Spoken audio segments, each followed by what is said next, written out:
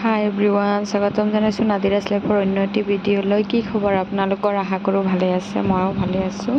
আজি মই বনাম ইলিচ মাছৰ কণী কোমোৰাৰ সৈতে।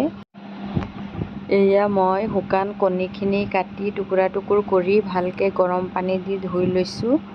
আৰু এতিয়া মই কেৰাহীত দি দিলোঁ মিঠাতেল আৰু ইয়াত লৈ লৈছোঁ জিৰা, হালধি, জলকীয়া গুড়ি, নিমখ আৰু নহৰু আৰু পিঁয়াজৰ পেষ্ট খুন্দি লৈছিলোঁ। এয়া তেল গৰম হৈছে, মই ইয়াতে নহৰু আৰু পিঁয়াজখিনি দি দিলোঁ আৰু ইয়াত মছলাখিনিত অলপ পানী দি দিছোঁ যাতে মছলাখিনি পুৰি নাযায়। এতিয়া এইখিনি ইয়াতে দি দিম, দি ভালকৈ মছলাখিনি ভাজি ল'ম। এনেকৈ লৰাই ভালকৈ ভাজি ল'ব লাগিব, নহ'লে মছলাখিনি পুৰি যাব পাৰে। সেইকাৰণে ভালকৈ লৰাই থাকিব লাগিব। আপোনালোকে যদি মোৰ ভিডিঅ'টো চাই ভাল পায় তেন্তে প্লিজ ভিডিঅ'বোৰ শ্বেয়াৰ কৰিব আৰু চেনেলটো ছাবস্ক্ৰাইব কৰি দিব আৰু কমেণ্ট কৰি জনাবলৈ নাপাহৰিব। এয়া চাওক, মছলাখিনি হৈয়ে গ'ল। এতিয়া মই ইয়াতে দি দিম মাছৰ কণীখিনি আৰু এই কণীখিনি দিও ভালকৈ লৰাই অলপ সময় ভাজি ল'ম যাতে কণীখিনিৰ গোন্ধটো নাথাকে। এনেকৈ অলপ সময় ভাজি ল'ম আৰু এতিয়া ইয়াতে এড কৰি দিম কোমোৰা।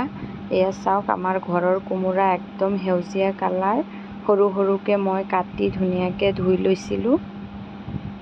এতিয়া ইয়াতে কোমোৰাখিনি দি দিম, দি ভালকৈ লৰাই দিম। ভালকৈ লৰাই লৈ ঢাকনখন লগাই দিব লাগিব, তেতিয়াহ'লে কোমোৰাখিনিত তেল মছলাখিনি ভালকৈ সোমাই যাব। এয়া ধুনীয়াকৈ লৰাই ল'লোঁ মই। এতিয়া ঢাকনখন লগাই দিম। এয়া চাওক, অলপ কোমোৰাখিনি সিজিছে আৰু তেল মছলাখিনিও সোমাই গৈছে। এতিয়া পানী এড কৰিব লাগিব। এই ৰেচিপিটো আপোনালোকে এবাৰ বনাই খাই চাব, তেতিয়াহে গম পাব কিমান সোৱাদ লগা। পানী দি মই ঢাকনখন লগাই দিছিলোঁ, উতল আহি গ'ল।